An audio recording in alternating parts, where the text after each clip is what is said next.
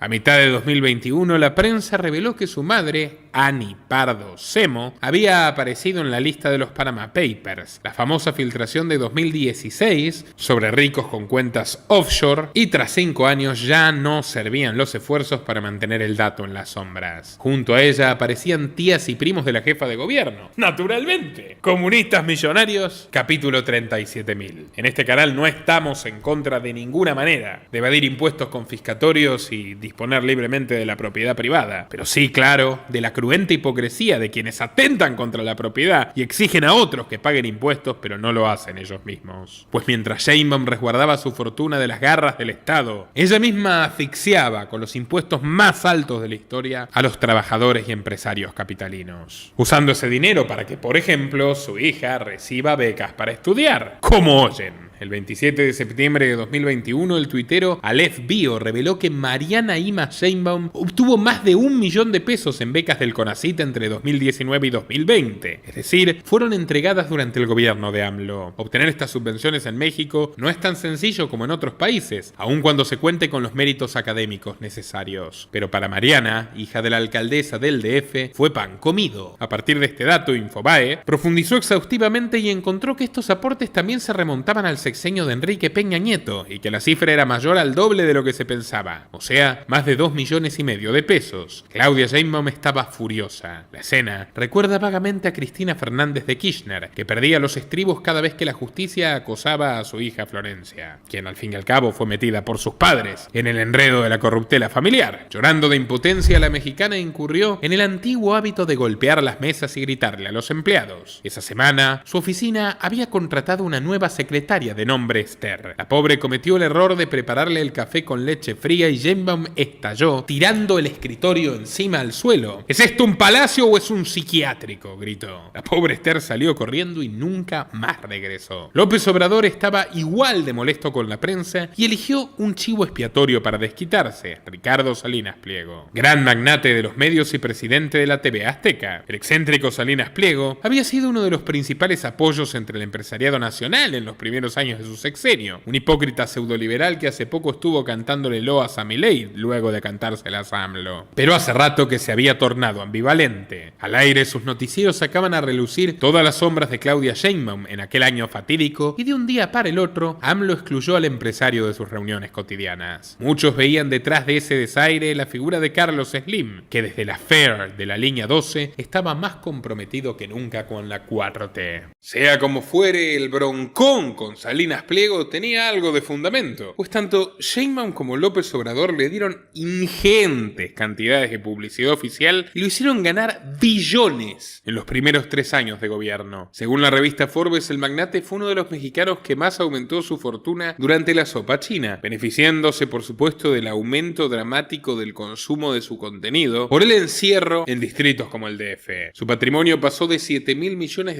a $12,500 millones y se ubicó como el tercer hombre más rico de México. Y el secreto de su éxito despampanante fue la puerta abierta que Salinas tuvo a los contratos concretamente de la Ciudad de México. Y esto va más allá de la publicidad política. Sus corporaciones Total Play, Telecomunicaciones y Seguros Azteca recibieron los convenios más cuantiosos de la historia para proveer internet y seguros al Estado, superando incluso a Telmex de Slim. Otro sector donde Salinas Pliego desplazó a su rival fue el sistema de videovigilancia de la capital, un proyecto que nació en el gobierno de Ebrard y que echó a andar Slim, pero Sheinbaum una vez más decidió despojarlo. En diciembre de 2020, Total Play Telecomunicaciones ganó la licitación pública y se hizo con la gestión de la feroz vigilancia urbana que Sheinbaum llevaría adelante en medio de las restricciones salvajes a la libertad individual. Y quizás tanta cibervigilancia alteró su propia percepción de la realidad, pues en mayo de 2022 la alcaldesa llegó a afirmar que México es una de las ciudades más seguras del mundo, más que Florida, Nueva Orleans, Los Ángeles o Nueva York. Sí, tal como lo oyen. Así lo declaró cuando presumía una reducción histórica de los homicidios de más del 61%. Cifras, hay que decirlo, totalmente falsas. El periodista Gibran Ramírez, antes un ardiente defensor de la 4T y ahora uno de sus críticos más duros, ha explicado en un artículo de la revista Milenio que a pesar de la reducción de homicidios, las desapariciones y secuestros en la capital subieron sin control. En otras palabras, Sheinbaum registró como desaparecidas a miles de personas que en realidad fueron asesinadas, e incluso se presume que dejó de investigar o seguir los casos para poder presumir del falso descenso delictivo. Al mismo tiempo, también ocultaron desaparecidos para rasurar los registros y moderar el alza, tanto a nivel federal como a nivel local, con lo cual el número final que exhiben no es más que un blef.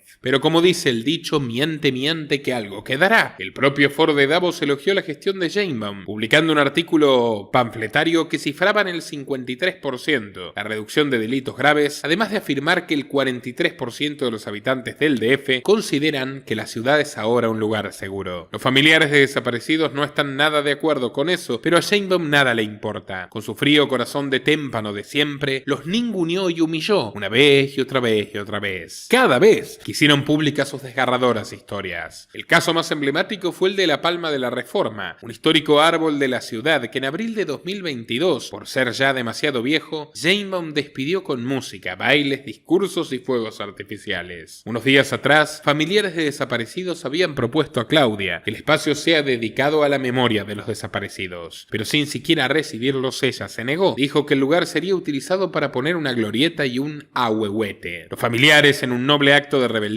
se arrimaron en una madrugada y bautizaron el sitio como Glorieta de los Desaparecidos. Con varas y cordeles pusieron fotografías y nombres de sus seres queridos, un emotivo gesto que duraría tan solo una noche. Al día siguiente, la glorieta amaneció sin fotos ni mantas ni nombres. La policía de Claudia se había llevado todos los materiales y nunca los devolvió a las familias. Ante la prensa, Sheinbaum lo justificó. Dijo que ella mandó a hacer una encuesta y que la gente quiere una huehuete en el lugar, no un homenaje a los desaparecidos. Con descarado cinismo, sostuvo que no puede ser que un grupo de personas se ubique por encima de la voluntad popular.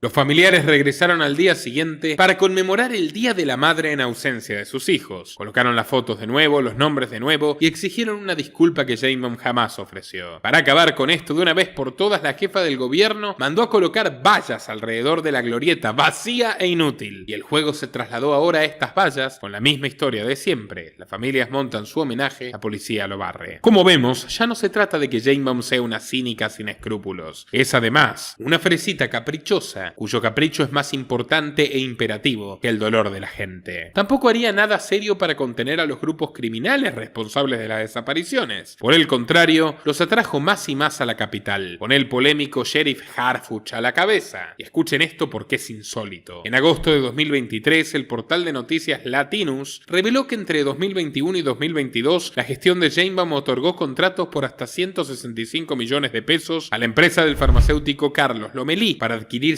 60.000 ampollas de fentanilo. Sí, fentanilo, la droga que convierte a las ciudades norteamericanas en parajes de Walking Dead, básicamente por la prohibición norteamericana de las drogas que nos impusieron al resto del planeta. Ese es el resultado. La firma se llama Avisalud. Cuando Sheinbaum le dio la licencia, estaba castigada por diversas irregularidades y durante 2 años y medio no podía recibir contratos de ningún gobierno. ¿Cómo saltaron las restricciones? Bueno, Lomelí no solo es un magnate farmacéutico, que se entiende bien con nuestra química, nuestra Walter White, sino también un gran consentido de la Cuarta Transformación. Y aunque AMLO aseguraba detestar a las mafias medicamentosas, con Lomelí ha hecho más de una excepción. Pero eso no es todo. Cuando Sheinbaum hizo el acuerdo, Ambisalud, ambivalente Ambisalud, llevaba años bajo observación de la DEA, la Oficina Antidrogas Norteamericana. De hecho, una de las empresas del magnate admitió que vendió precursores de fentanilo al cártel de Sinaloa. Mientras comerciaba con delincuentes, la jefa del delincuencial gobierno del distrito continuaba a paso firme imponiendo la Agenda 2030. En 2022, la Comisión del Medio Ambiente de la Ciudad de México aprobó prohibir la venta y circulación de vehículos de gasolina para 2050. El objetivo es que todos los automóviles sean eléctricos en 2040 y que 2 lustros más tarde los que consumen nafta sean oficialmente prohibidos. Un como el de la Unión Europea, que prohibió los autos tradicionales para 2035, pero en el caso de México todavía peor porque el peso de la industria automotriz en su Producto Bruto Interno es mayúsculo. Sheinbaum anunció la medida con bombos y platillos, añadiendo que se invertirán 20 millones de pesos para el diseño de vehículos eléctricos, o sea, directamente desde el Estado. Uno de estos prototipos de marca Tsuru fue probado y manejado por Claudia en las calles del Zócalo, mientras prometía que comenzaría a utilizar este coche para trasladarse al Palacio del Ayuntamiento. Salvo los días que esté llegando tarde, por supuesto. Ahí sí que aprieta el acelerador sin culpas.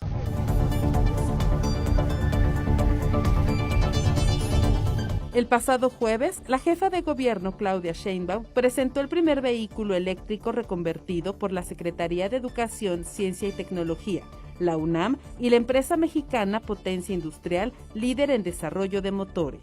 Este vehículo nace de la idea de hacer redes colaborativas con la intención de reducir los niveles de contaminación del aire, los costos de mantenimiento, así como el gasto de la gasolina. Esto es Ciencia en un Minuto. Estoy en una empresa de desarrollo tecnológico que se llama Cronos, aquí en San Pedro, Nuevo León, y aquí se desarrollan autos eléctricos pequeñitos. La gran diferencia entre un auto eléctrico y uno de combustión interna, uno tiene un motor más complejo y son los motores que actualmente usamos, que usan principalmente gasolina. Y un motor eléctrico se conecta a la corriente, almacena en las baterías y después circula. Mira ese potencial. Además, la electricidad es más eficiente y más barata. Un vehículo normal puedes gastar como 4,000 pesos en gasolina al mes. Y en cambio, en un vehículo eléctrico ligero puedes gastar 1,000 pesos nada más al mes. Me voy a subir. Se maneja como una motocicleta. Ya pronto le van a hacer su puerta. Y esto es Ciencia en un Minuto.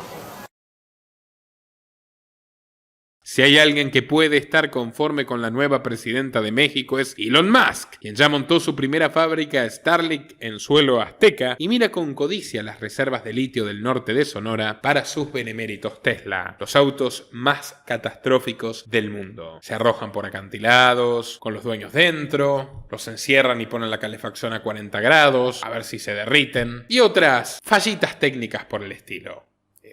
Nivel línea 12. Ya en junio del año 2022, el DF recibió por segunda vez el premio One Planet City Challenge, es decir, el desafío de ciudades organizado por la realeza británica y su Fondo Mundial para la Naturaleza, conocido en inglés como World Wildlife Fund. Se trata de una ONG fundada en 1961 por Felipe de Edimburgo y su supuesta protección de animales en peligro de extinción, la cual está plagada de polémicas. Sobre todo por sus temerarios guardabosques, una suerte de ejército paraestatal que tortura y asesina a grupos indígenas en África y Asia por el único pecado de cazar para comer. El gobierno de Sheinbaum disputó este título con otras 280 ciudades alrededor de 50 países. Y el príncipe Carlos, hoy monarca, concluyó que quien más cumplía con el programa ambiental era Claudia. Y no un año, sino 2 consecutivos. Era literalmente la alcaldesa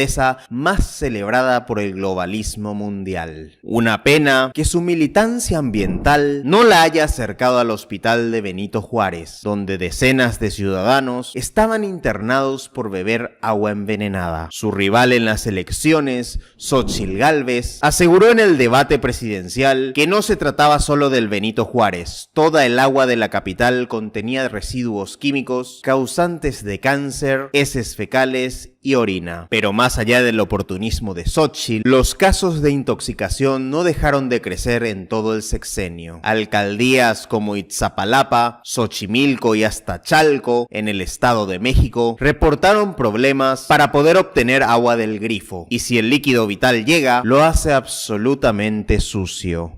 Cansados de las enfermedades y la putrefacción, los vecinos de Xochimilco se congregaron a finales del 2022 para protestar por una obra hidráulica que se robaba toda el agua potable de la zona. ¿Y qué hizo Sheinbaum? Pues enviar a granaderos y perseguirlos para golpearlos. La represión fue tan terrible que hasta el propio López Obrador dijo que los habitantes de Xochimilco no merecen ser tratados de esa forma. Un humanista.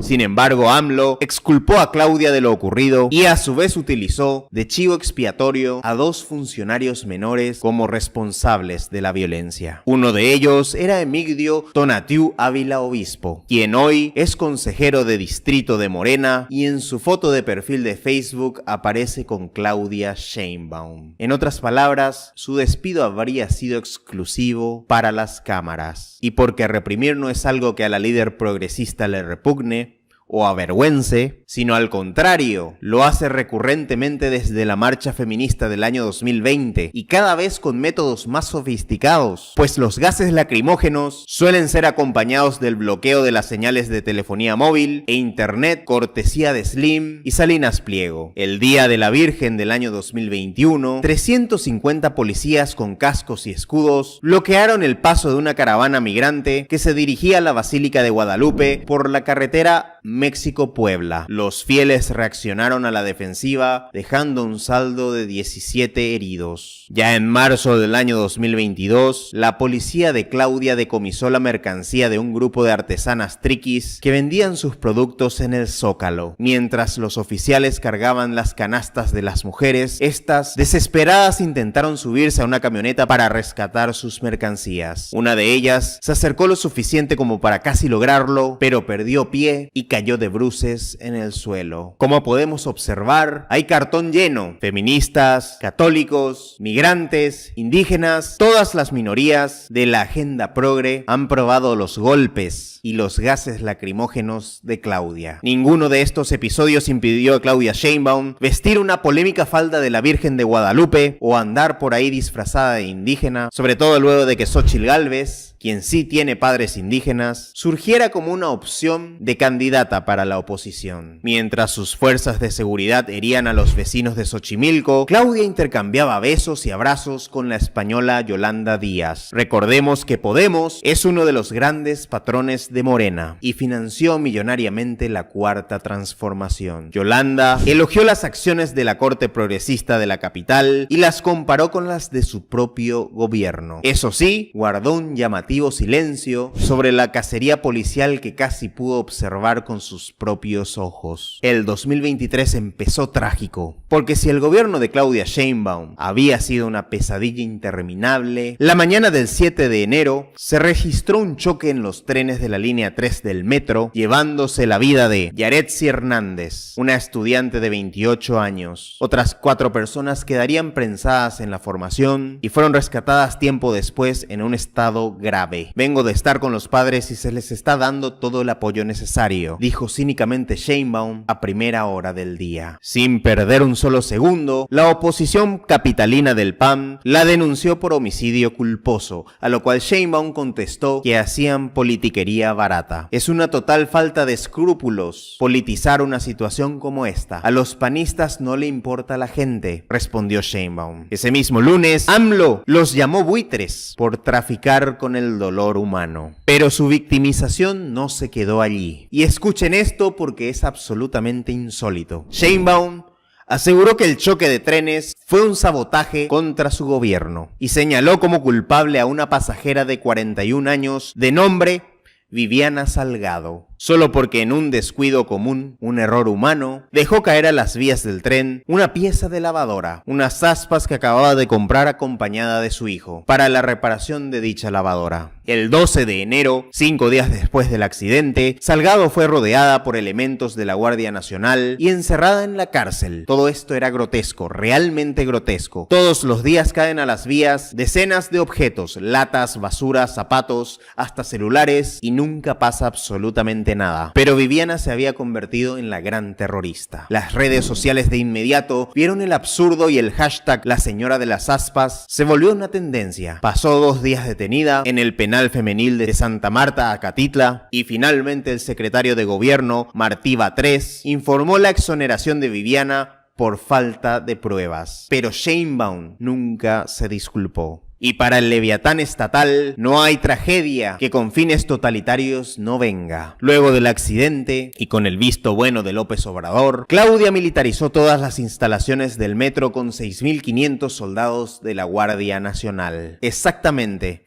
No estamos hablando de Cuba, no estamos hablando de Nicaragua, ni siquiera de Venezuela. Es en México, donde las Fuerzas Armadas recorren las estaciones para vigilar a los civiles y, en teoría, evitar el sabotaje. El gobierno lo justificó diciendo que entre 2019 y el año 2022, los incidentes en el metro se incrementaron 2.3 veces, con 431 accidentes, incluidos el trágico de la línea 12. Pero no era ningún sabotaje, sino negligencia negligencia, y la lista de muertos por mala gestión de Claudia Sheinbaum no dejaba de crecer. El 11 de marzo del 2020, un hombre falleció en la estación de Tucubaya cuando dos formaciones chocaron de frente. Se culpó al conductor del tren de errores de operación, pero los trabajadores del lugar con anterioridad habían denunciado la falta de mantenimiento. Ese mismo año, se incendió el puesto de control del metro, provocando la muerte de una policía y 30 heridos. El peritaje hecho por la empresa francesa Bureau Veritas encontró que la causa había sido la misma de siempre, la falta absoluta de mantenimiento. Luego, la noche del 11 de noviembre del año 2022, dos hermanas de 17 y 23 años cayeron en una alcantarilla abierta en una zona sin iluminación y terminarían muriendo intoxicadas por las aguas contaminadas. En X, anteriormente Twitter, un usuario había reportado la coladera sin tapa desde el 29 de octubre, pero el gobierno de Sheinbaum no atendió a la denuncia. Claudia lamentó lo ocurrido y culpó a la delincuencia de robarse la tapa de las coladeras. Y así podríamos seguir. En total son 68 muertes en las que Claudia tuvo una responsabilidad directa e innegable. ¿Y cuántas más se acumularían ahora sobre sus espaldas ahora que es presidente? Esperemos, por el bien del noble pueblo mexicano, que nada grave ocurra, pero me temo que es casi imposible. Y mientras el metro se caía a pedazos, el sistema de salud registraba un subejercicio presupuestario, puesto que Sheinbaum soltaba el timón, dejaba de gobernar y lanzaba una campaña por mucho anticipada. Solo en 2023 destinó 570 millones de pesos en difusión de sus actos de gobierno a través de los medios de comunicación, es decir, casi un 39% más que los años anteriores. Mucho ayudó a eso que los diputados locales de Morena aprobaran la ley Sheinbaum, que permitía a la jefa de gobierno disponer del tesoro sin consultar al Congreso, con el pretexto de la emergencia sanitaria. Y ya se supo de esta manera de dónde se pagaron los viajes, conferencias magistrales, los periodistas, la portada en el diario El País, los autobuses con la leyenda "Yo AMLO a Claudia", la ropita linda, la boda que estaba planeando y el libro con su biografía. Todo eso es la plata que te robaron a ti, amigo mexicano. Solo en un documental sobre Sheinbaum, el gobierno de la ciudad entregó 14 millones de pesos a la productora Contra el Viento Films. La película fue dirigida por el cineasta Luis Mandoki, quien ya había hecho el mismo trabajo para AMLO, mientras otros 46 millones de pesos fueron destinados a financiar otro clásico de la estrategia electoral de Morena, los bots. Se sabe que al menos 15 contratos con cuentas de Twitter y páginas web que promovieron a Claudia para que gane el proceso interno de Morena, entre ellas Gurú Político con 233,000 seguidores y Noticias ZGM, que contaba en su momento con 105,000 seguidores. Pero la impresionante campaña ilegal de Sheinbaum no se explica sin su monje negro y estratega, el secretario de gobierno Martí Batres. Este es un personaje de largas polémicas dentro del movimiento de AMLO. Estuvo detrás del caso de Leche Betty, un producto que repartió en 1999 entre personas de escasos recursos cuando era un diputado local, y resultó estar contaminada con heces fecales. Gracias, alcalde Diamante, por otorgarnos la concesión de la leche escolar. Todos los niños de Springfield necesitan beber leche y yo necesito mi... Acepte este soborno como prueba de nuestra estimación. ¡Yo lo vi primero! ¡Ven aquí! ¡Oh! Marea de ordeña. Espero que las vacas estén vestidas. ¡Oh! ¡Basura maloliente!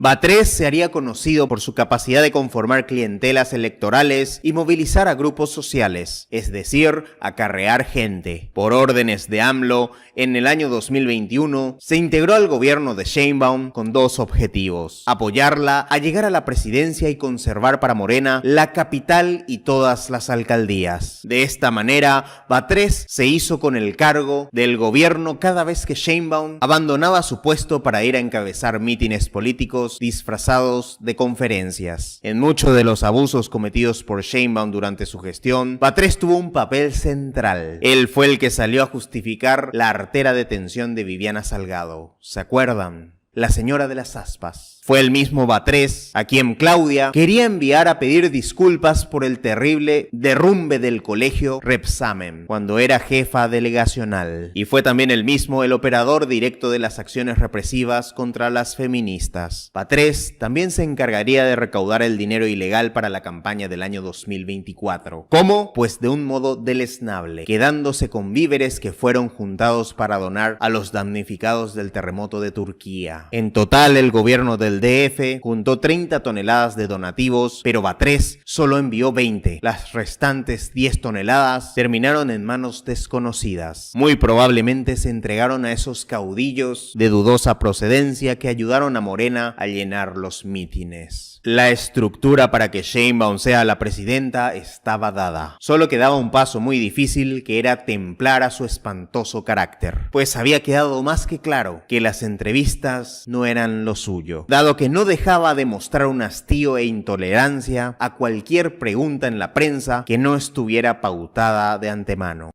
Parece poco creíble el discurso de las corcholatas en general, que nadie sabe quién los puso. ¿Usted sí sabe en el caso de usted quién los puso? Sí, yo dije que en muchos lugares había compañeros que habían tomado iniciativa de subir espectaculares y desde hace rato yo les he pedido que los bajen. En el caso de Tabasco, ¿quién los puso? ¿Quién los mandó a poner? En el caso de Tabasco, espectaculares míos. Sí. Bueno, pues hay que preguntarle a los compañeros que nos apoyan, pero ya les pedí que bajaran los espectaculares. Hay otra cosa que queda aquí de manifiesto, doctora. Tuvo que intervenir el presidente de la República para que las corcholatas, y hablemos de su caso, reaccionaran. Sí, pues a ver, desde hace rato nosotros hemos pedido que los bajaran y está bien que intervenga el presidente y que el presidente de nuestro partido también hizo un llamado y hacemos el llamado. ¿Esto confirma que el presidente es quien lleva la conducción del proceso? No, ¿por qué? Porque él dio la instrucción de que se bajaran No dio una instrucción, dio una opinión. Pero ustedes la acataron. No la acatamos. ¿Qué hicieron entonces? Reconocemos la opinión y tomamos nuestras decisiones. Y así cuestionó la ex jefa de gobierno, Sheinbaum. No sé por qué tanta violencia en la entrevista. No, sí, está muy violenta la entrevista. O sea, son los temas del día. Estamos acostumbrados a tener una conversación normal, tranquila. Entonces, así empezó, pues así le seguimos. Con son los temas del día, doctora, con todo respeto, sí, los temas de la opinión pública nacional. De lo que se ha hecho o lo que se ha venido haciendo con el presidente. Yo no me quiero desmarcar. O sea, ¿todo se ha hecho bien? No, hay cosas que faltan. Pero un asunto así de que ahora resulta que yo voy a deslindarme.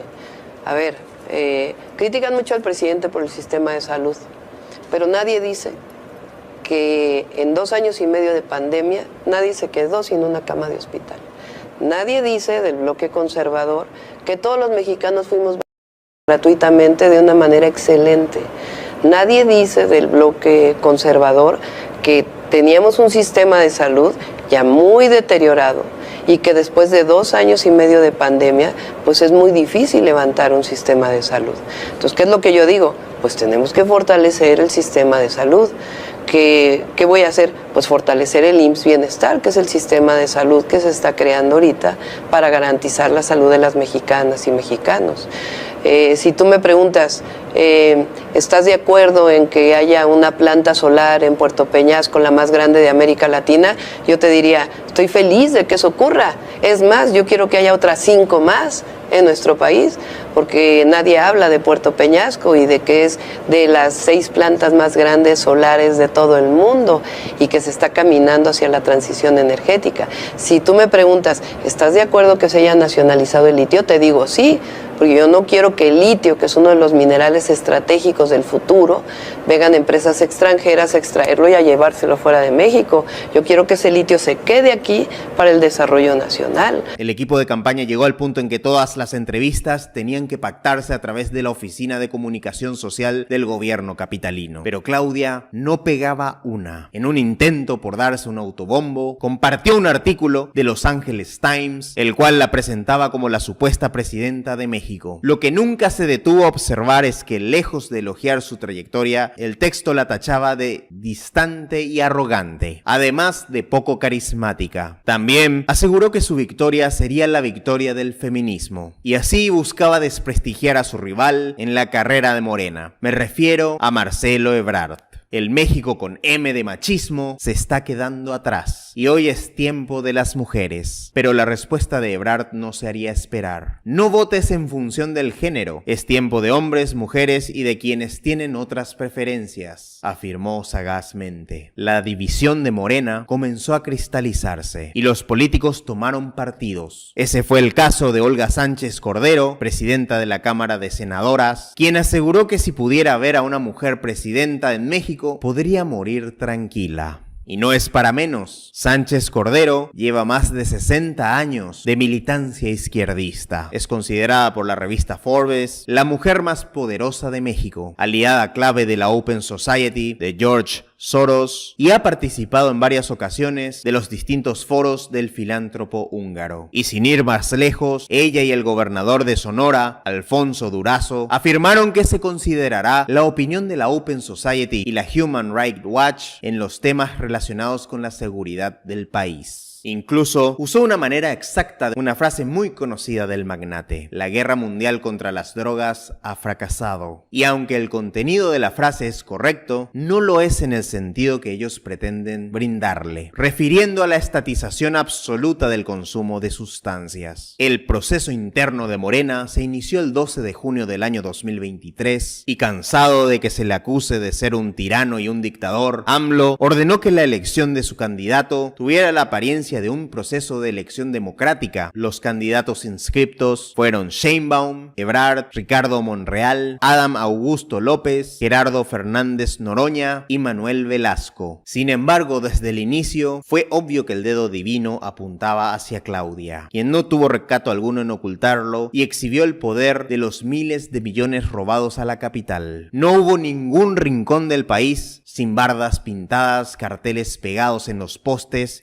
y mantas colgadas en las casas. El único que parecía creer que tenía oportunidad era Ebrard, quien acusaría al gobierno federal de operar el acarreo en los eventos de Claudia. Incluso infiltraría a una periodista, Sara Pantoja de El Proceso, quien fue testigo de cómo se alimentaba a los acarreados con tortas, tamales y refrescos, y cómo a una plaza llegaban autobuses de municipios aledaños para llenar los mítines. Los asistentes debían de registrarse o pasar lista y se les daba una etiqueta amarilla que debían de adherirse a su ropa. Así identificados, se les entregaban banderas para agitar en presencia de la corcholata. Algunos de los acarreados dijeron a la reportera que el registro era para que nos den dinero o para que no nos quiten los apoyos. El 6 de septiembre tuvo lugar la encuesta interna y ¡oh sorpresa!, dio por ganadora a Claudia, aunque se suponía que se trataba de una encuesta entre militantes. Por eso el mote de interna. Y se permitió la participación de toda la clase de personas, en muchos casos sin previa afiliación al partido. Ebrard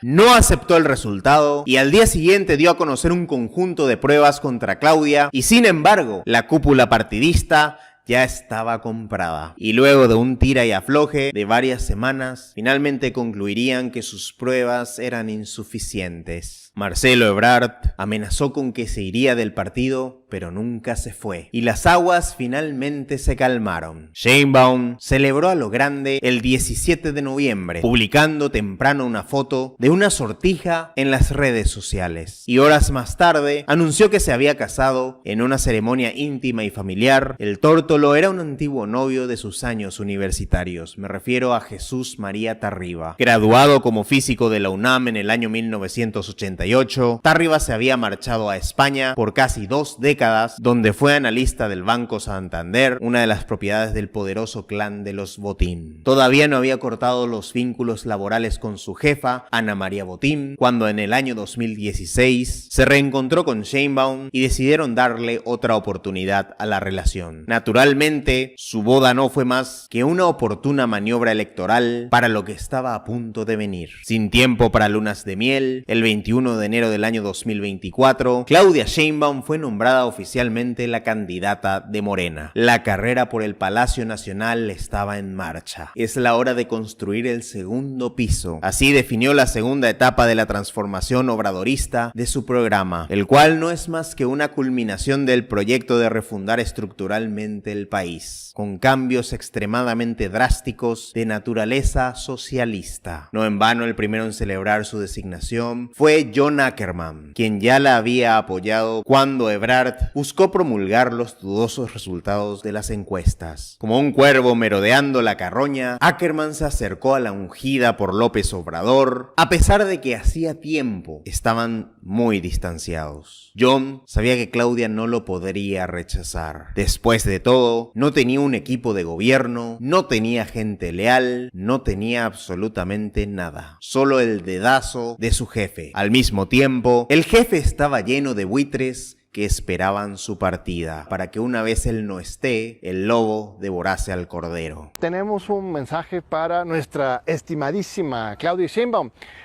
Pues qué bueno que aclares este punto de las no corrientes, pero la condición necesaria para que no haya corrientes es que se respete la legalidad y la participación popular de los militantes de Morena, de las bases de Morena.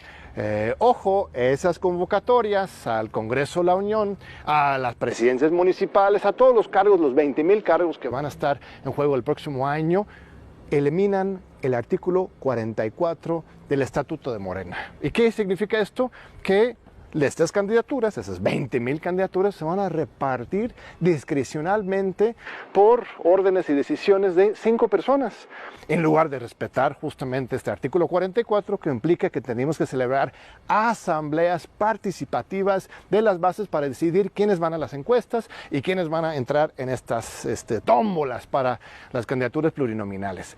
El problema aquí, estimadísima Claudia, es que si no hay participación popular, si la decisión se queda atrás de las puertas cerradas con 5 personas decidiendo a su leal y saber y entender, entonces esto se abre la puerta justo para las cúpulas, los pactos cupulares, los acuerdos en el oscurito y la generación de las corrientes. A mí me encantó conocer a Claudia de cerca, ver que es una mujer muy clara, muy decidida. Y tiene su propia visión, eso es importante, porque luego por el machismo la gente cree que va a ser el dedo chiquito de que no se hagan bolas, que no se hagan bolas. Pero sí vas a ir a hacer campaña con A Claudia. mí me gustó mucho conocer a Claudia, yo tampoco la conocía, ¿no? Y yo la conocí cuando fui enlace COVID.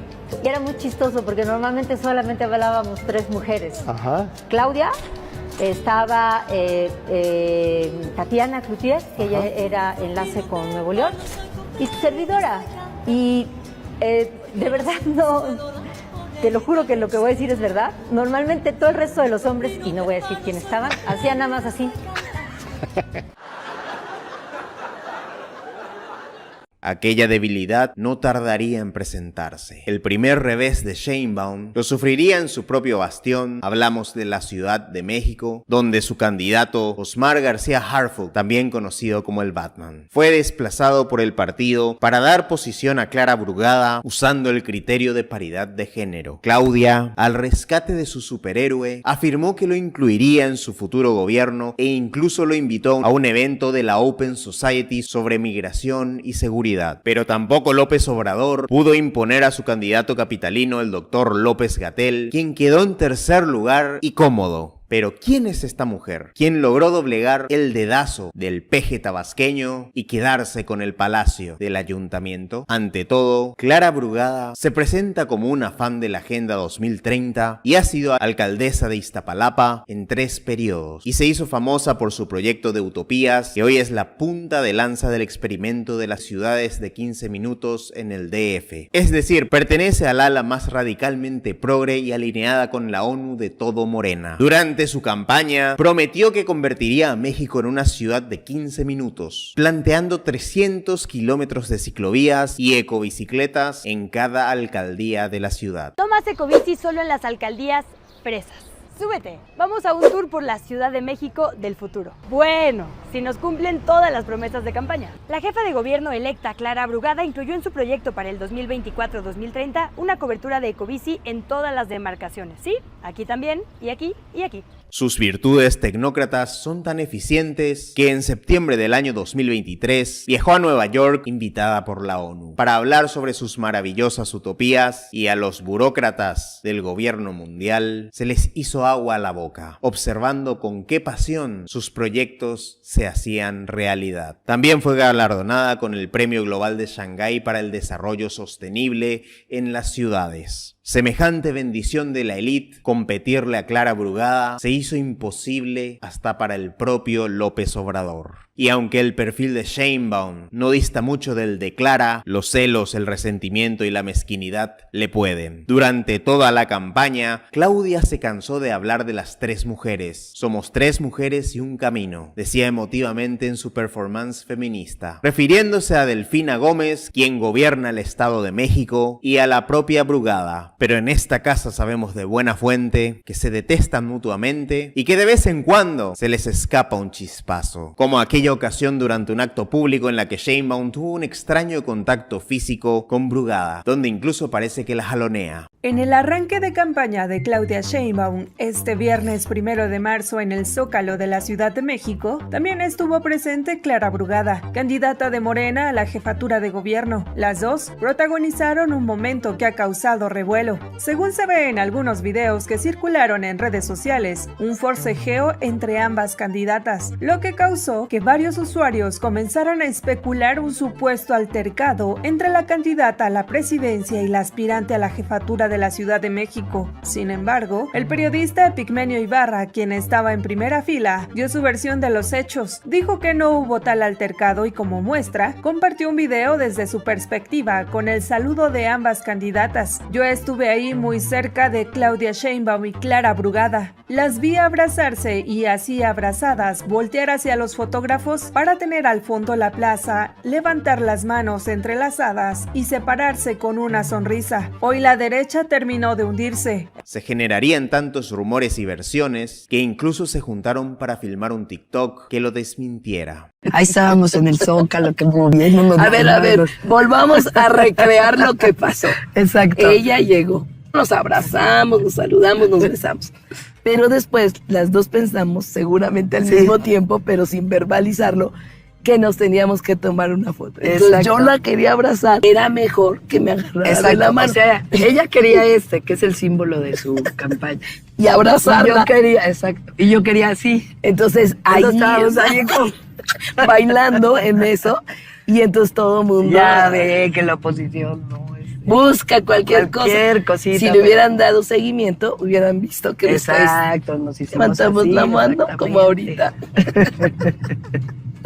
Pero nos queremos mucho. Muchísimo. Como les había dicho, el resquemor entre estas dos mujeres solo puede ser político y estratégico, porque en la ideología son prácticamente un calco. Prueba de eso dan las reuniones de alto calibre que realizó Sheinbaum con los popes del país del norte. Primero visitó al embajador estadounidense Ken Salazar, quien se reunió en el mismo día con Xóchitl Gálvez, demostrando que gane quien gane, gana el tío Sam. Poco después, Claudia recibió a Larry Fink, presidente y director de BlackRock, la empresa de gestión de activos más grande del mundo, y uno de los principales aliados del gobierno de López Obrador. En octubre del 2020, en plena sopa china, Fink había destacado que México es un destino muy atractivo para los inversionistas. Al salir de la reunión, Claudia Sheinbaum se comprometió a gastar unos 13.600 millones para impulsar el uso de energías renovables, aumentando la generación de energía eólica y solar. Era un cambio radical con la política de AMLO, que había priorizado la estatal Petróleos Mexicanos. También prometió continuar con el Plan Sonora, lanzado bilateralmente con John Kerry. Siguiendo con su gira, Sheinbaum asistió a la reunión de la American Society of Mexico, fundada por Truman en los años del Plan Marshall. La candidata dio un discurso ante más de 600 miembros de la sociedad, entre los que se destacaron Enyat Kranz-Neyer, embajadora de Israel en México, John Benjamin,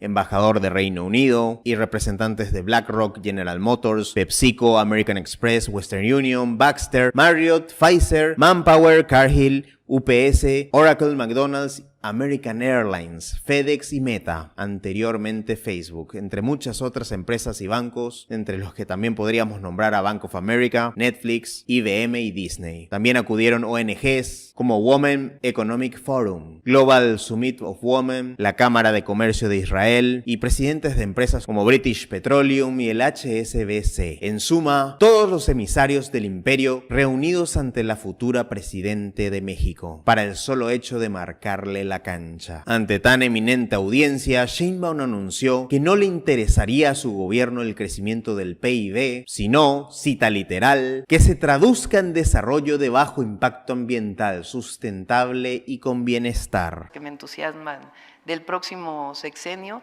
pero esta posibilidad de tener este vínculo de la inversión privada con el desarrollo con bienestar y sustentabilidad tiene un potencial enorme para nuestro país que creo que a todos los mexicanos y mexicanas va a beneficiar. Muchas gracias.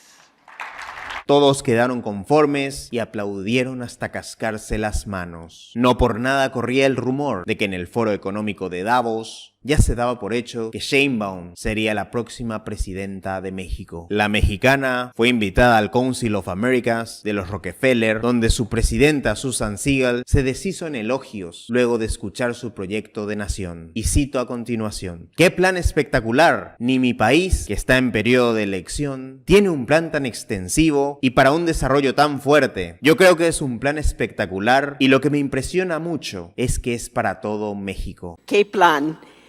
En realidad, ni mi país, que está en periodo de elección, tiene un plan tan extensiva y para un desarrollo tan fuerte. Entonces, yo creo que es un plan espectacular y lo que me impresiona mucho es para todo México. Entonces, lo que dice usted que es una prosperidad compartida, es verdad, porque está pensando de cada mila del país. Entonces, te felicito muchísimo su plan.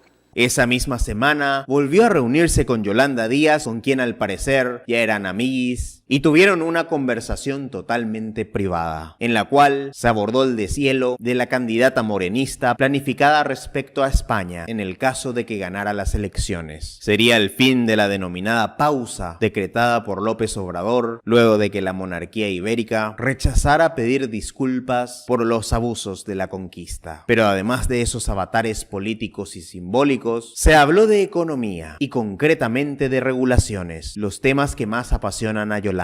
Claudia le aseguró que su modelo de país debía ser más parecido al de España que al de Estados Unidos. Un país de mercados regulados, impuestos a sectores concentrados y un estado de bienestar expansivo. Al día siguiente, el Financial Times informó que en el equipo de Morena se comenzó a hablar de un impuesto extraordinario a los bancos. Esto ofendió a Ana María Botín, que contrariando su costumbre, rechazó reunirse tanto con AMLO como con Sheinbaum durante toda su campaña. De hecho, todavía no existe una sola foto de ambas mujeres juntas. Así las cosas, la señora de Bilderberg le negó su bendición a Claudia Sheinbaum. Pero esto no era grave, puesto que pronto no tardaría en llegar otra bendición, una especial, que venía de Dios. O mejor dicho, de quienes se arrogan hablar en su nombre, la bendición del Vaticano. Y cito: hoy tuve el gran privilegio de ser recibida por el Papa Francisco en su despacho privado en Santa Marta. Fue una hora excepcional que nunca olvidaré, con una forma sencilla y cálida que muestra su grandeza, escribió Sheinbaum en X.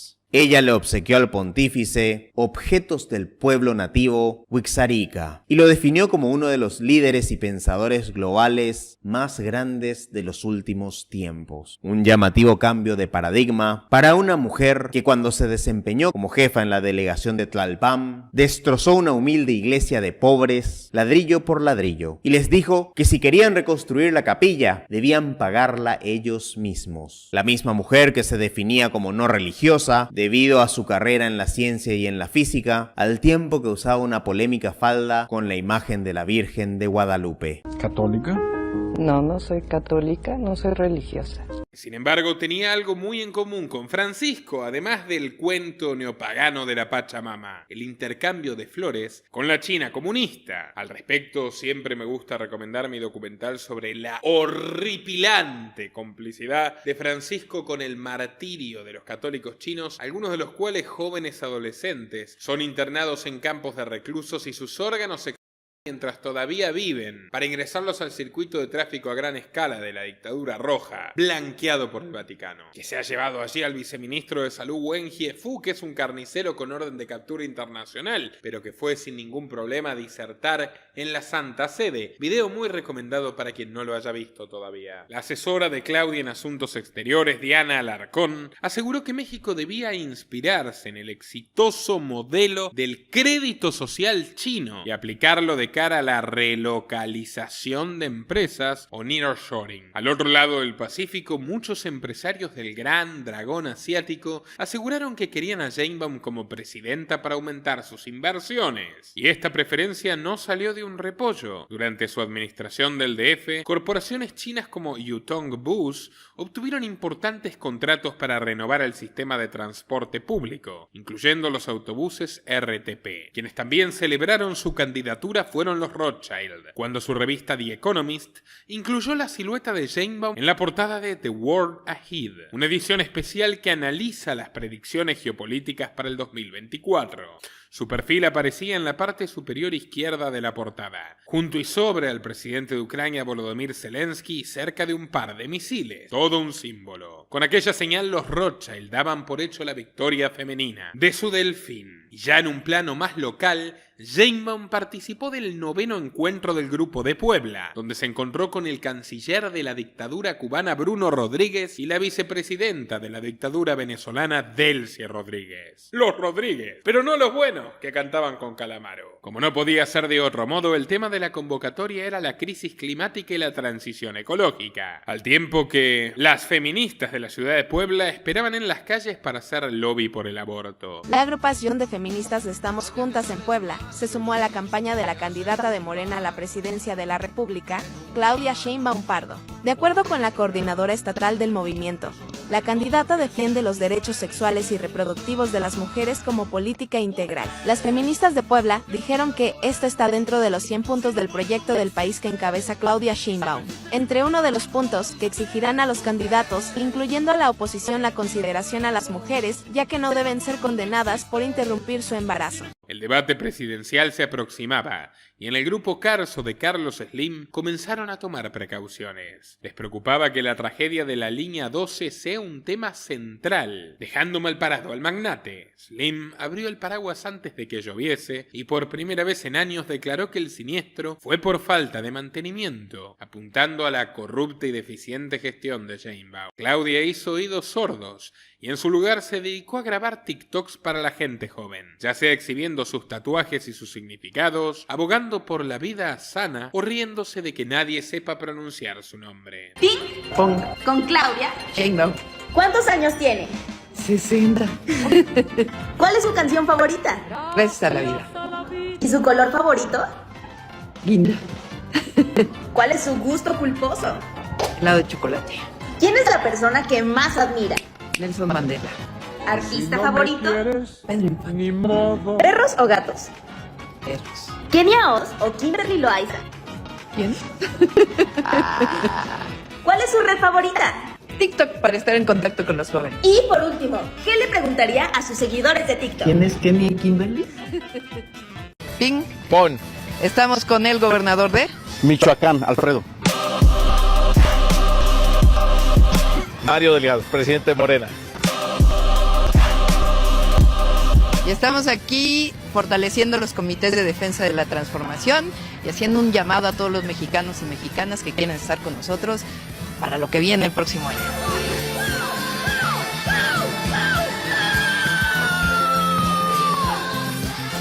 Lamentablemente México tiene mucha alimentación de comida chatarra. México, desde antes de la colonia, se comía bien. La tortilla, el frijol, el chile, el arroz, los tamales, los quelites, todo eso que viene de antes, pues hay que regresar a esa alimentación.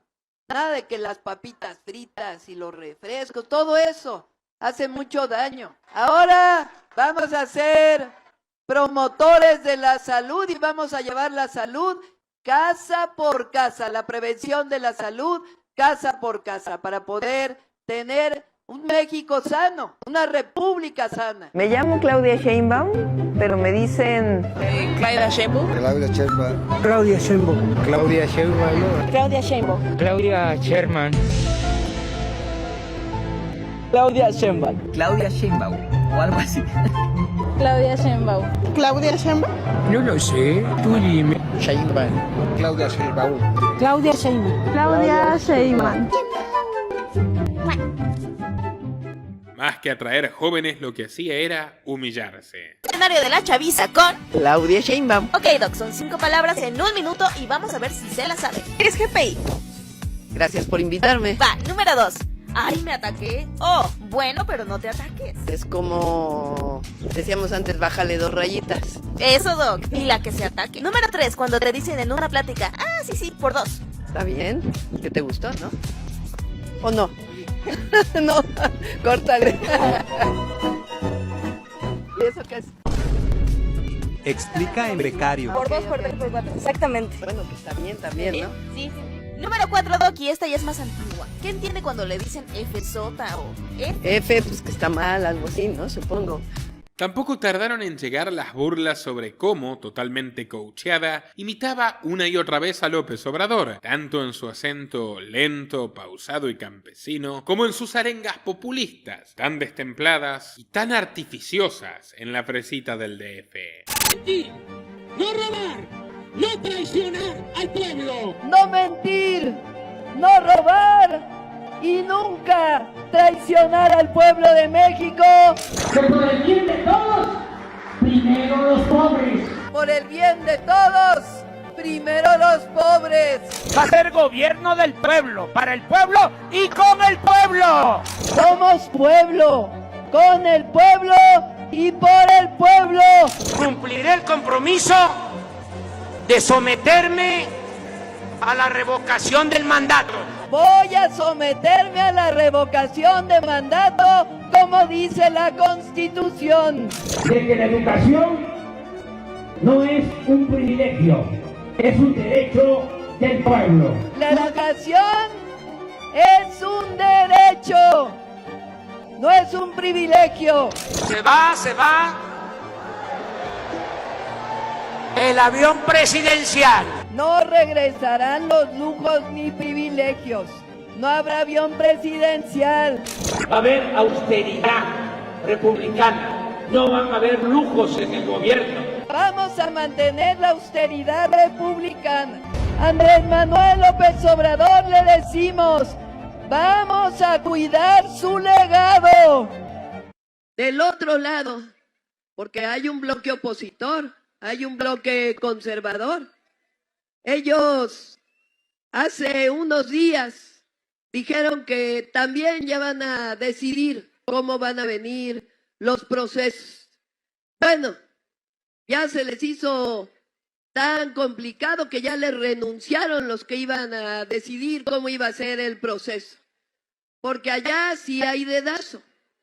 Y el dedazo viene de los potentados, de los que tienen más dinero, particularmente de un señor que no saben si lo han oído hablar, lo menciona el presidente Claudio X González, que quiere decidir, es un empresario, quién va a ser el candidato del bloque opositor. Dice ellos que son un frente cívico, pero de cívico no tiene nada. Son Claudio X González, Carlos Salinas de Gortari, ¿se acuerdan? Ese que le hizo fraude electoral aquí a Félix Salgado. Esos, Fox, ¿se acuerdan? ¿A poco son frente cívico? ¿A poco tienen mucho de sociedad civil? Yo más bien digo que son frente cínico. Ya ni entre ellos se ponen de acuerdo. No faltaron tampoco los recortes con abucheos en público, como la vez que civiles indignados la quisieron echar del aeropuerto de Monterrey. ¡Fuera! ¡Fuera! ¡Fuera! ¡Fuera! ¡Fuera Morena! ¡Fuera Morena!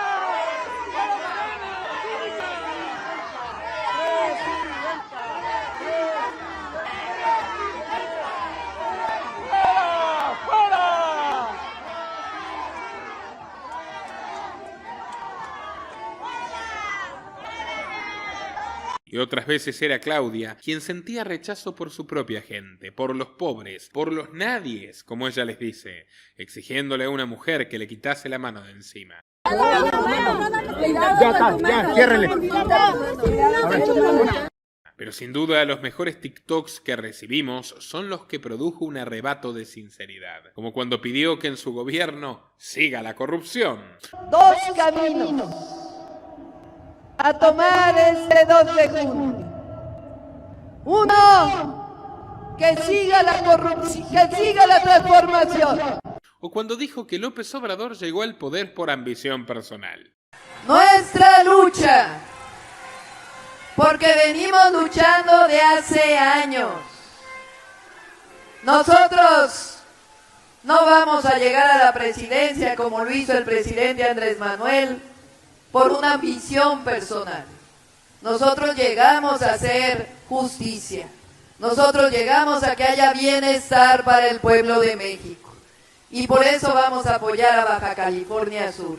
Pese a todo, no faltaban aquellos famosos que le hicieron sentir su apoyo, empezando por la cantante de pop Madonna. También tenemos un documental sobre su costado político, de terror. Personalmente invitó a Sheinbaum a su concierto en el Palacio de los Deportes, como parte de The Celebration Tour. Como te contamos en su respectivo video, Madonna es empleada ad honorem del establishment globalista. Le donó $1 millón a la fundación de Gates para el remedio contra la sopa de murciélago, trabajó con el FBI para incitar al voto joven en la elección de Hillary y tocaba gratis para la Organización Mundial de la Salud. Es además amiga de Francisco y admitió tener, cita literal, sueños eróticos con Obama. Ya en el plano local, Sheinbaum recibió el apoyo de los actores Demián Bichir, Nora Huerta y Paloma Ulrich, el cantante Edwin Caso, la periodista Viridiana Ríos, miembro del Foro de Davos, y del súper popular trapero Peso Pluma, quien le cedió su música a la cuenta Chic Gion del Partido Verde para crear un video viral de campaña. Paradójicamente, en dichas canciones el artista hace apología al delito y menciona personajes del cártel de Sinaloa como Néstor Isidro Pérez, alias El Nini, o Jorge Humberto Figueroa, alias El 27. Ambos son parte integral de los Ninis, un grupo de sicarios que opera bajo las órdenes directas de los Chapitos, hijos del Chapo Guzmán y supuestos líderes del actual cártel. En el caso concreto de El 27, su papel no se limita solo a actividades de sicariato, sino que también coordina la producción y tráfico de fentanilo. Como ya te mencionamos, toda esta trama criminal es aliada subrepticia de Morena y ha gestionado muchos de sus actos de campaña a cambio de favores suculentos. El 21 de abril de este año, pasando un fin de semana en el estadio de Chiapas, Sheinbaum fue interceptada por un grupo de encapuchados que supuestamente pertenecían al cártel de Sinaloa. Que se acuerde cuando esté en el poder, acuérdese de la sierra, acuérdese de la gente pobre. Nada más eso le queremos decir. No estamos en contra del gobierno, llévese eso en su mente. No estamos en contra de ustedes. Por eso estamos acá 3 veces por semana cuidando a nuestro pueblo, se escucha decir a uno de los sujetos de identidad desconocida. Y el maleante agregó: no queremos que Motocintla sea un desastre más como Comalapa. Queremos que usted, cuando sea la presidenta, nos haga el favor de limpiar este tramo porque no podemos viajar para allá. Si pasamos nos hacen pedacitos. Se referían, claro, a la frontera de Comalapa, donde este año narcotraficantes reclutaron y ejecutaron masivamente a civiles en su lucha por el control de Chiapas. Unos días más tarde del incidente, Sheinbaum puso en duda el informe de la DEA sobre el cártel Jalisco Nueva Generación y el Sinaloa. El organismo consignaba que ambos grupos están en el centro de la crisis de estupefacientes más peligrosa y mortífera que Estados Unidos haya enfrentado jamás, acorde al relato. No sería la primera vez que la DEA se equivoca, dijo fríamente Sheinbaum en una conferencia desde Baja California Sur, defendiendo a los criminales. La complicidad entre gobierno y narcotraficantes era tan obscena que el propio Pedro Sánchez dijo estar muy preocupado por las elecciones en México porque no van a ser ni libres ni democráticas. Sheinbaum no tardó en responderle al otrora socio de López Obrador. Le pidió a Sánchez que se mantenga al margen de los asuntos de México y recurrió a una máxima del presidente indígena Benito Juárez: entre las personas como entre las naciones,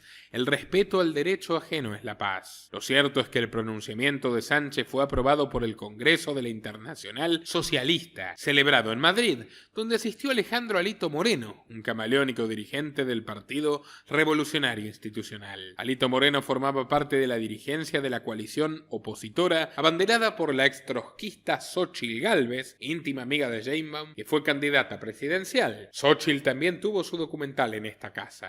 Todo un caballo de Troya. Como vemos, los mexicanos tenían 3 opciones y un solo camino para elegir: izquierda, izquierda e izquierda. Las pruebas están a la vista. Por el lado de Sheinbaum, en este programa hemos dejado en claro los intereses a los que responde. Luego está Xóchitl, una mujer que promocionaba las ciudades de 15 minutos, los guetos ecologistas con su xochilcleta, que como decían sus spots no la tiene ni Obama. Y por último estaba el advenedizo Jorge Álvarez Maínez, un títere puesto a dedo por Morena para partir a la oposición y cuya campaña no estuvo exenta de tragedias inesperadas. ¿Quién es Jorge Maínez? En esta cápsula que hicimos en su día te lo contamos breve y conciso. El candidato presidencial de México, Jorge Álvarez Maínez, estaba dando un discurso en pleno acto de campaña en la localidad de San Pedro Garza García cuando de repente se le vino abajo la estructura que lo sostenía y las cámaras grabaron cómo se desplomó una tarima que causó 9 muertos y al menos 70 heridos, que fueron hospitalizados de inmediato. De repente se vino abajo, me golpeó en la cabeza y me desmayé. Lo demás fue pura histeria, puro pánico, declaró uno de los asistentes del evento al canal Televisa. Y no era cualquiera. Maínez, líder del partido Movimiento Ciudadano, es ni más ni menos que el tercero en la carrera electoral, detrás del oficialista Claudia Sheinbaum y la principal opositora Xóchitl Gálvez. Me atrevería a decir, a juzgar por el último debate presidencial en México, video recomendado de nuestro análisis, que Maínez definitivamente juega en favor de Morena, dividiendo a la oposición del oficialismo. Su padre fue el fundador del Partido Comunista de Zacatecas y Jorge intentó seguir sus pasos como un líder progresista que representa a los trabajadores. En 2006 se graduó de Relaciones Internacionales en el Instituto ITESO mientras militaba para el Partido de la Revolución Democrática. Fue escalando posiciones, sumando aliados y cambiando de partidos como todo político. Hizo coaliciones con el Partido Verde Ecologista de México, por ejemplo, para postularse como diputado, y en 2013 desembarcó en Movimiento Ciudadano. Su nombre parecía de bajo perfil hasta 2022, luego de visitar Ucrania para mostrarle su apoyo a Zelensky. Por su falta de compromiso y sus salidas libertinas, lo tildaron de hacer turismo de guerra. Ni siquiera pretendía ser candidato para estas elecciones. Se conformaba con ser coordinador de campaña para el gobernador de Nuevo León, Samuel García, pero una tremenda crisis en este estado mexicano, que incluyó corrupción y una severa escasez de agua, llevó a García a renunciar a su candidatura, y fue entonces que el Movimiento Ciudadano eligió a Maínez para ser el candidato. Hoy inicio mi campaña presidencial en Jalisco y en 90 días le voy a dar la vuelta a la contienda presidencial. Jugando limpio, jugando derecho, afirmó en su primera presentación. Se definió como un optimista racional y un militante de causas perdidas. Su estrategia es mostrarse como el hombre que denuncia las injusticias más grandes del país, similar a la de Fernando Villavicencio, el candidato ecuatoriano que fue acribillado poco antes de las elecciones. Maínez se ha jactado durante su campaña de haber revelado en 2016 que el exsecretario de Educación Aurelio Nuño gastó más de 30 millones de pesos en publicidad oficial y de haber increpado en 2021 al amlópata Manuel Bartlett Díaz, titular de la Comisión Federal de Electricidad, por haber aumentado un 362% el uso de termoeléctricas. Sin embargo, él también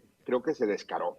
Está haciéndole la chamba a Andrés Manuel López Obrador, está haciéndole la chamba a Claudia Sheinbaum. Sin embargo, aunque parezca increíble, el propio Maínez, que lucha desde la oposición, es un amlópata declarado. En abril publicó en las redes una fotografía de hace 20 años que lo muestra junto a López Obrador, acompañándolo con la frase "soy un hombre orgulloso de su historia". Bueno, López Obrador también pasó por el PRD. López Obrador también mató a su hermano con sus propias manos cuando era niño. Ahí tú describes, Elena, cuando vino en un evento en el que por una bala muere el hermano mayor del presidente, hoy el presidente, y sí, por la trayectoria y por la manera en la que el hermano cae y muere, la única persona, dices, que estaba presente en el momento de ese incidente que acabó en la muerte de su hermano, el único que estaba era López Obrador, y entonces no lo dices, pero implica, por lo que dices, que López Obrador sí mató a su hermano. Eso es lo que pude leer de lo que narras. La novia fue testigo del homicidio de José Ramón. Me dieron el nombre de ella y la localicé, Pedro. La localicé, estuve buscándola y efectivamente hablé con ella, estuvimos platicando mucho rato sobre este tema, y lo único que te puedo decir, porque además no me autorizó a que yo escribiera, la verdad, pues me dice, si yo hablo, pues imagínate lo que me va a pasar. Dejó tetrapléjico a un compañero. Pronto tendremos el documental definitivo sobre Andrés Manuel López Obrador, al igual que el único documental biográfico sobre Klaus Schwab. Así que muy atentos y no se olviden de haber dado clic al botón de suscribirse y a la campanita de activar todas las notificaciones. Pero bueno, sigamos. Maynes, rodeado de la sospecha de estar siendo instrumentado por López Obrador para imponer a Sheinbaum, quitándole votos a Xóchitl, ha llegado a decir: siempre coincidí con AMLO en muchas cosas y en algunas lo sigo haciendo, como el incremento al salario y los programas sociales para los excluidos. Por todo esto, su campaña se ha visto cuestionada y en la fuerza de Xóchitl la opinión es unánime: viene por nosotros. Por algo, Movimiento Ciudadano es uno de los poquísimos partidos que no se sumó a la enorme y diversa coalición opositora Fuerza y Corazón por México. Todo resulta aún más suspicaz cuando el propio presidente de México, López Obrador,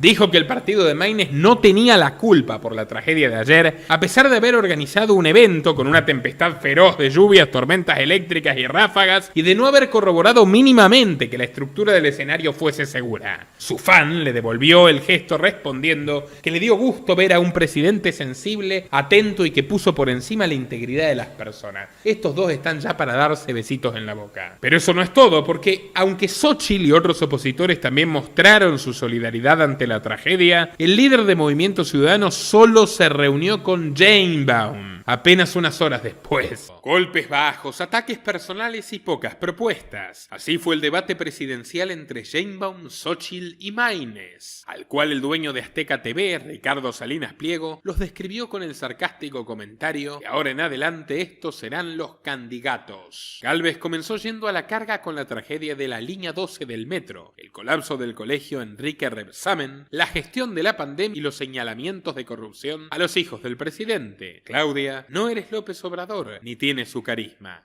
sentenció con una cruda verdad escupida a la cara que tampoco la eximía a ella de su patetismo público. Sheinbaum, al principio mostrándose centrada, seria, científica, no tardó en meterse al fango hasta el fondo. Eso sí, evadió todos los cuestionamientos a los grandes fracasos del gobierno nacional, mostrándose incapaz de defender lo indefendible. López Obrador estaba furioso. En la mañanera del martes le echó la culpa a las preguntas de la gente, pero no pudo ocultar su enojo con la candidata de Morena. Qué mal estamos en salud, sin reconocer absolutamente nada. Qué mal en educación, qué mal en todo. Aún así no pudieron dejar mal, yo no estoy hablando del partido, lo que se ha hecho en el combate a la corrupción, dijo con sarcasmo. Según el periodista Loret de Mora, a Andrés Manuel le hubiera gustado ver a su discípula defender a sus retoños, decir que José Ramón, Andy y Bobby no son corruptos. Pero cuando Xóchitl Gálvez le cuestionó las presuntas tranzas de los López Beltrán, Sheinbaum solo dijo que si tenían pruebas las presentaran al Ministerio Público. Pero bueno, más allá de los tropezones, las encuestas mostraban que Sheinbaum continuaba indemne hacia la victoria, y diarios globalistas como el New York Times ya salían a asegurar que un eventual gobierno suyo sería más izquierdista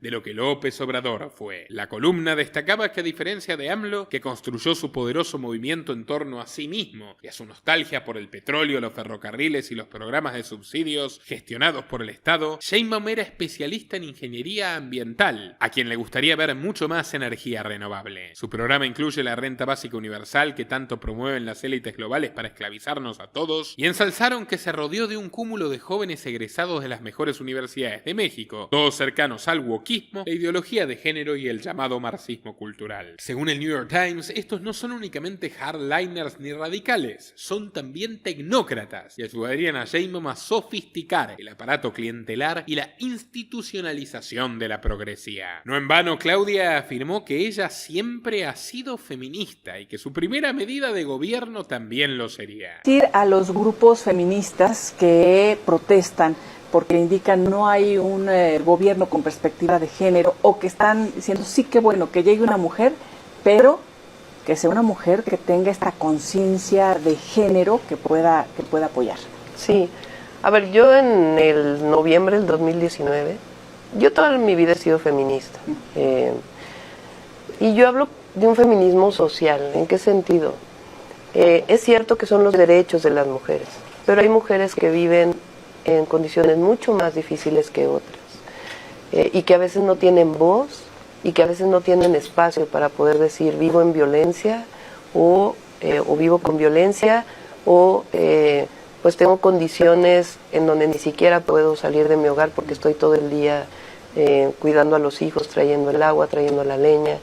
Y eso es indispensable reconocerlo, porque es cierto que hay un tema de género, pero también hay un tema de diferenciación social.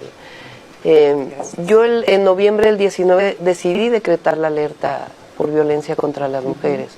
Y ahí se han hecho muchísimas medidas que en realidad no tienen ninguna otra entidad de la República. Nosotros tenemos una abogada por cada ministerio público que atiende a las mujeres. Tenemos 27 centros de atención a las mujeres, tenemos centros de justicia junto con la Fiscalía, hay distintas acciones que estamos desarrollando, hemos hecho leyes o propuesto leyes en el Congreso para que se aprueben de protección desde la violencia vicaria, la violencia digital, hasta el agresor sale de casa, que no existen en ningún otro lado. Que haremos el 1 de octubre es enviar una iniciativa de cambio constitucional que reconozca la igualdad sustantiva de las mujeres y que reconozca la Constitución que las mujeres debemos vivir una vida libre de violencias. Y de ahí una serie de leyes que se derivan de esta reforma constitucional. Ya existe que debe haber los mismos derechos entre mujeres y hombres, pero nosotros hablamos de igualdad sustantiva, que es mucho más completo. Y de ahí una serie de leyes, por ejemplo, trabajo igual, salario igual, con mucho mayor énfasis. El agresor sale de casa, que es una ley como tal, que la vamos a enviar como de las primeras iniciativas que enviemos, o quizá el mismo 1 de octubre le estemos enviando, porque voy a ser la primera mujer presidenta, pero además voy a ser una mujer aliada de las mujeres en nuestro país. Por eso hablo de república de y para las mujeres. No solo, pero tiene que ser así. Vamos a proteger a las mujeres contra la violencia que viven las mujeres.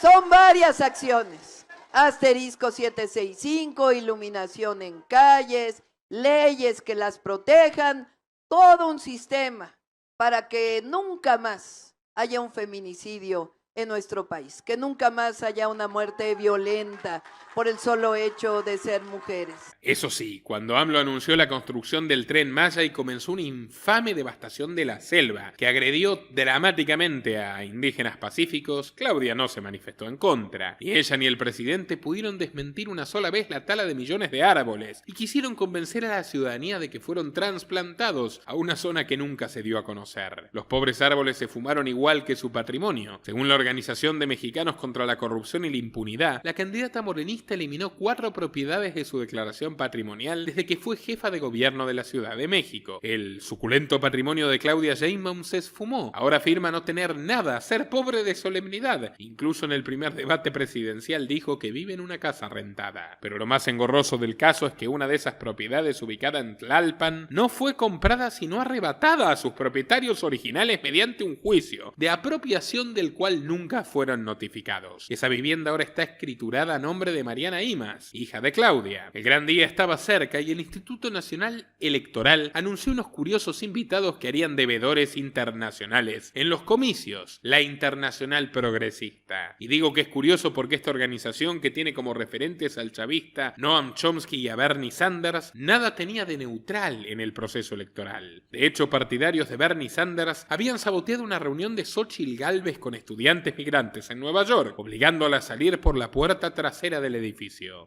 Este mismo grupo estuvo detrás de las protestas frente a la sede de New York Times en la 8ª avenida de Manhattan, donde las pancartas de Andrés Manuel López Obrador se mezclaban con la consigna "No más mentiras". El 2 de junio de 2024, México acogería el mayor proceso electoral de su historia. 60 millones de ciudadanos se prestaron a la farsa democrática para elegir más de 1000 legisladores locales, 628 diputados, 18.000 cargos municipales, varios varios de ellos asesinados durante y después de las elecciones, 9 gobernadores y una presidente testimonial. Para la noche, los resultados no sorprendieron a nadie. Claudia Sheinbaum se alzó con casi el 60% de los votos, una paliza histórica y brutal que dejó a Xóchitl tristemente lejos con su amargo 27%. Rodeada de los peores líderes del Grupo de Puebla, la vencedora se abrazó al golpeador de mujeres Alberto Fernández y al Evo Morales, mientras afuera una muchedumbre enardecida la avivaba como nueva mesía. Tan felices como ellos estaban los norteamericanos. Biden llamó a la sumisa Sheinbaum al lunes siguiente y el Wall Street Journal publicó un artículo exclusivo y elogioso sobre la presidenta electa, celebrando sus fuertes relaciones con las fuerzas del orden de Estados Unidos y elogiando al oscuro Mar Harfuch, alias Batman, el mismo, que ya sabemos los vínculos que tiene con el crimen organizado. Sheinbaum también brindó con Sergio Méndez, director general de BlackRock México, quien aseguró estar comprometido y entusiasmado con el aumento de proyectos de inversión. De hecho, antes habían posado con Larry Fink, el CEO de BlackRock, la corporación más poderosa del planeta, tanto Xóchitl como Sheinbaum, el mismo día. Fíjense que Fink tiene el mismo traje. Más claro imposible. Quien manda no está en el Palacio de Gobierno. Rápidamente quedó claro que Sheinbaum apostaría por un gabinete aún más progresista que el de AMLO, anclando las consignas ambientalistas, de inclusión y de igualdad, de feminismo misándrico, militancia trans y todo orbitado desde Davos. La lista empieza por su canciller, Juan Ramón de la Fuente, ex rector de la Universidad Autónoma de México y secretario de Salud entre 1994 y 1997. En 2015, la comunidad judía mexicana entregó a de la Fuente el Premio Jerusalén, un reconocimiento al apoyo de su trayectoria de rector, amigable con judíos e israelitas establecidos en el país. El propio Jonathan Peled entregó la designación, quien señaló que de la Fuente es un gran académico y gran amigo de Israel. Durante los años de López Obrador, fue el embajador de López Obrador ante la ONU y despertó todo tipo de polémicas por ayudar a la teocracia iraní. En concreto, obtuvo una votación clave cuando mujeres iraníes salieron a protestar a las calles por el asesinato de Mahsa Amini, una joven que había sido detenida por supuestamente llevar el velo mal puesto. Sin embargo, de la Fuente ha sido un interlocutor crucial para el sometimiento de México ante Donald Trump. Ahora Bárcena, que fue la canciller de AMLO, será secretaria de Medio Ambiente de Sheinbaum. De hecho, fue la primera subsecretaria de Ecología de México cuando el cargo se creó en 1982. Ascendió a coordinadora del Programa de las Naciones Unidas para el Medio Ambiente, fue secretaria de la CEPAL y en junio de 2006 la nombraron jefa de gabinete del secretario general de las Naciones Unidas, Kofi Annan, aquí posando junto a George Soros. Desde entonces ha estado pululando por la ONU, el Foro de Davos, el Vaticano y cuantos antros más existen en el ala izquierda de la élite. Pero la realidad, señores, es que Morena es una bomba a punto de explotar. El Soviet de Clara Brugada, en el DF Mario Delgado, adoctrinando en educación, John Ackerman, que ocupa un rol clave destruyendo al partido por dentro y acapara más y más. López Obrador, que está cada vez más enojado y que nada lo salva de terminar en una prisión neoyorquina con un mono naranja entregado por la propia Sheinbaum. O si no, miren lo que le pasó a Morales en Bolivia, a Correa en Ecuador, a la propia Cristina en la Argentina. Con una asunción presidencial norcoreana, comenzó una etapa mucho más oscura y trágica para la historia de ese gran país que es México. Nuestro trabajo depende de tu apoyo. Para que siga siendo posible, realiza tu aporte desde tan solo $3 por mes a través de Patreon, en los enlaces que figuran en la descripción o en el comentario fijado. También podés hacerlo vía Bitcoin o desde la opción Unirse de YouTube. Y si estás en Argentina, elegí el medio de pago de tu preferencia a través de Mercado Pago. Quienes nos apoyen en Patreon desde $5 mensuales tendrán acceso a análisis, entrevistas, conferencias y documentales exclusivos. También tenemos opciones para sponsors, así que publicita con nosotros a través de patreon.com/Nicolás Moraz.